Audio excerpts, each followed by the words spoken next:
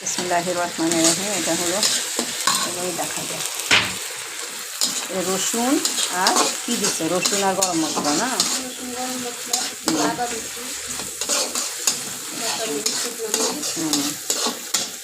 এই মরিচগুলো ইয়ে করে দিবা, তাদের ঝাল বের হবে।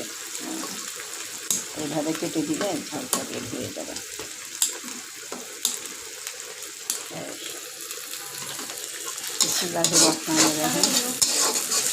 30 সেকেন্ড হয়ে গেছে, কারণ ছোট থেকে আবদার দেয় অত।